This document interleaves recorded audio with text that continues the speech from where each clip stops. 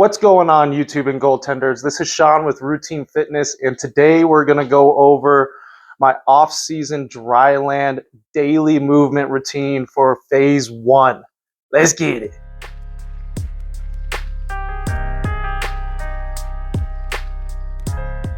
All right, so the 7 movements we're going to go over today are going to be our 90-90 hip rotation, okay? Seated straight leg raises, froggers, lying leg crossover, hamstring scoops, and Cossack squats. Okay, I'm going to be going over how to perform all of these movements, going over the little ins and outs of each one of them, and talking about how many reps or how long we should be performing each movement. Let's get it. All right, we're going to start off with number 1, which is going to be our 90-90 crossover. So we want to get decent space on the ground here.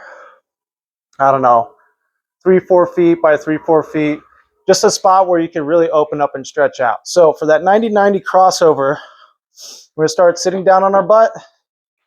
We're going to turn one leg, 90-degree bend at our knee, 90-degree bend at our hip.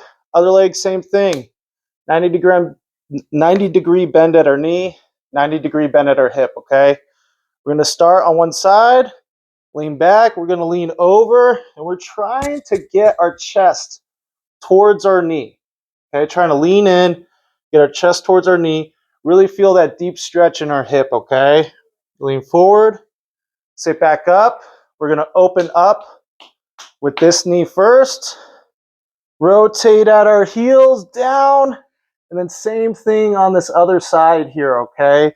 Right, trying to lean in, get that chest towards our knee, feel that stretch in our hip, sit back up, open up with that outside knee, and rotate around, okay? Very simple, very easy.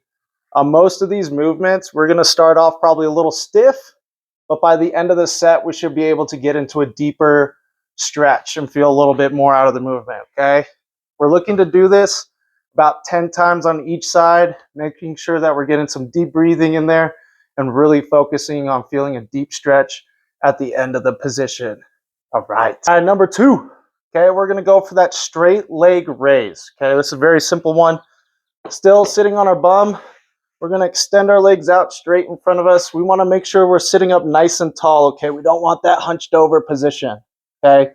We want to make sure we're sitting up nice and tall, toes up, not pointed, toes up to the ceiling, okay? And we're going to lift our leg up as high as we can, tap and come back down. We're going to focus on one side, okay? Not alternating.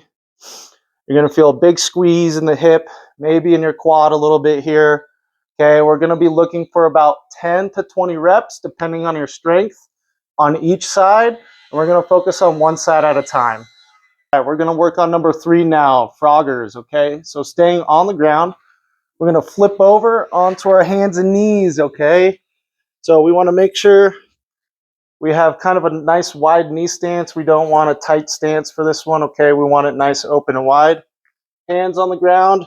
It's kind of a weird movement, okay? But we want to focus on pushing our hips back and forwards, okay?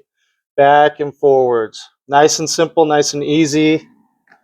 20 rocks total, right? If you really want to challenge yourself with this movement and work on that butterfly, I'm going to have you open your knees up even more to get that deeper stretch on the inside of our legs and inside of our hips, okay? Like I said, we want to go for about 20 rockers. Don't push this one. We just want to feel a nice, easy stretch on the inside of our legs. Guys, number 4, okay, we're going to flip back onto our butt. We're going to do our lying leg crossover.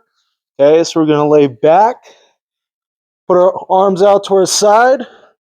We're going to lift one leg up, keep it 90 degree at the knee, trying to keep both shoulders down. We're going to twist that leg over our body, trying to reach toward the ground. We're going to come back up, put that leg down, switch sides, and twist over toward the opposite side, okay? We're going to alternate legs like that for 10 to 20 times on each side, making sure that we're trying to keep our shoulders down, trying to reach and push that knee towards the ground. They feel a nice, good stretch throughout, honestly, your entire body. All right. For these last two, we're going to be standing for, okay? So we have, for number 5, our hamstring scoops, all right? So standing up now, we want to put one foot normally underneath our body, or both our feet underneath our body. We're going to take 1 foot forward, put weight on our heel. We're going to reach down, bend over, draw a big half circle, trying to reach underneath our heel for that, okay? So again, toes up, reach back, big scoop underneath our heel, standing up nice and tall, okay? We should feel a big old stretch in our butt and definitely in the back of our legs, okay? We're looking for about 10 or 20 on each side, you guys, all right? All right, everybody, for our 6th and final movement, we're gonna be working on Cossack squats, okay? So this one, in my opinion, is probably the hardest out of all of them because it requires quite a bit of single leg strength, okay? But again, it's really good for opening up our hips as goaltenders and being able to get into the splits and do crazy things in our butterfly position, okay? So again, standing up, we're gonna go into a nice wide stance, okay? Now, the stance shouldn't be so wide that it's hard to hold, but it shouldn't be so narrow that it's too easy and we don't feel a stretch in the movement, okay? So from this position here, right, we wanna make sure, right, our toes aren't straight forward, but they're actually turned out slightly, and our knees are turned out slightly, okay? We don't want things facing in, all right? Now, from here, standing up nice and tall, we're gonna sit our butt back toward one side like we're trying to sit into a chair behind us, reaching forward, getting a deep stretch, and standing back up. Then we're gonna repeat the same thing on the opposite side, sitting back into our chair, getting that deep stretch, and then standing back up, okay? All right, everybody, those are the 6 daily movements that I have all my goalies doing in my off-season dryland program, specifically in my first phase. The reason why this is important is because it really helps athletes, especially young athletes, when our bodies are still growing and developing, really helps us to prevent injury, improve our athletic performance, and create good discipline and good habits, right? Not only during the off season, but also continuing moving forward into that next season for us. Couple quick notes. So this routine should really only take us about 10, maybe 15 minutes, especially if we're new to this kind of stuff and we're still learning. And it's a really good opportunity for you to kind of check in with your body before getting out on ice or getting out on your field for your regular practice. These movements are great for any sport, right? And I challenge you guys, get your parents involved. I bet it'll be good for them. I bet they'll move a little bit better too. And I guarantee if you guys do this daily, you're going to notice a difference on and off the ice or field for whatever sport you play. Thanks for watching.